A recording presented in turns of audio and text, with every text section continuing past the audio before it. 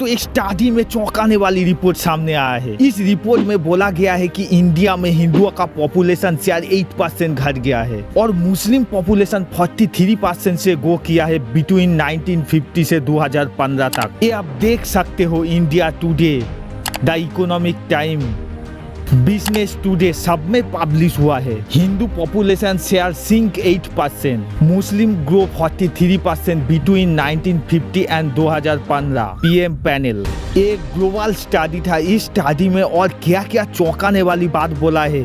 India में अभी Hindu population कितना है और दूसरे माइनॉरिटी पॉपुलेशन इंडिया में कितना ग्रो किया है, और हमारा पड़ोसी बांग्लादेश और पाकिस्तान में माइनॉरिटी का क्या हाल है, सब कुछ जानेंगे।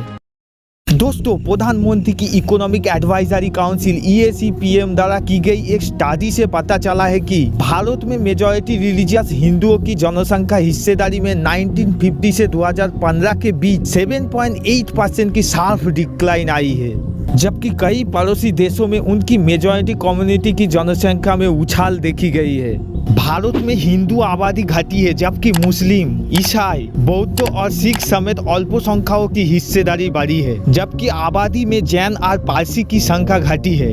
1950 से 2015 के बीच भारत में मुस्लिम आबादी में 43.15% की ग्रो हुई, ख्रिस्टान में 5.38% से ग्रो हुई, सिखों में 6.58% से ग्रो हुई तथा बौद्धिज्म में मामूली ग्रो देखी गई। इस स्टडी के अनुसार भारत की जनसंख्या में हिंदू की हिस्सेदारी 1950 में 84% से घटकर 2015 में 78% हो गई, जबकि इसी 65 वर्ष में मुस्लिम की हिस्सेदारी 9.84% से बढ़कर 14.09% हो गई। दिस स्टडी, जिसकी रिपोर्ट मई 2024 में जारी की गई, इस स्टडी में दुनिया भर की 167 देशों की ट्रेंड्स को आकलन किया। ऑथर्स का कहना है स्टडी की केयरफुली एनालिसिस से पता चलता है कि भारत में अल्पसंख्यक ने केवल संरक्षित ही नहीं बल्कि वास्तव में समृद्धि भी है। दोस्तों दूसरे साइड हमारी पड़ोसी देशों में जहां मुस्लिम बहुल है, वहां जनसंख्या में मेजॉरिटी पॉपुलेशन संख्या बढ़ रहा है। जैसे बांग्लादेश में सबसे अधिक 18.5% की ग्रोथ देखी गई, बट बांग्लादेश में माइनॉरिटी इंडिपेंडेंट के समय 29.7% थी, जो अब घट के 9.6% रह गई। सिमिलरली पाकिस्तान में 3.75% से मेजॉरिटी पॉपुलेशन बढ़ रहा है और पाकिस्तान में गैर मुस्लिम की आबादी इंडिपेंडेंट के समय 23% थी, आज घट के 3% से 4% के बीच में रह गया है। ये सब देशों में माइनॉरिटी का हिस्सेदारी तेजी से कम हो रहा है।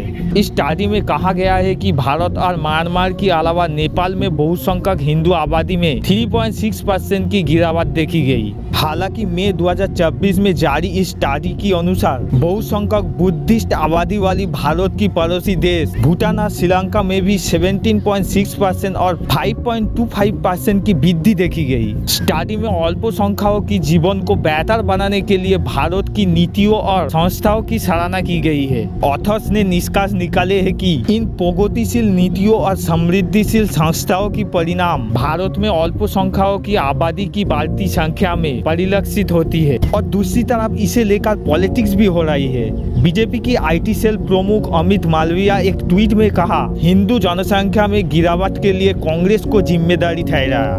1950 से 2015 के बीच हिंदू की आबादी में 7.8% की कमी आई है और दूसरी तरफ मुस्लिम जनसंख्या 43% की दर से ग्रो किया।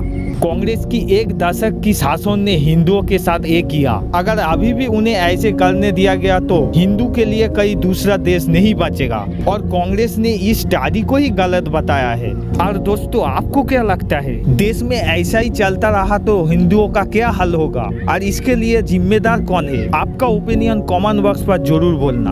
और ये वीडियो अच्छा लगा तो वीडियो को लाइक, सब्सक्राइब और बेल आइकन दबाना मत भूलना आने वाली वीडियो का नोटिफिकेशन पाने के लिए। तब तक के लिए टाटा, जय हिंद।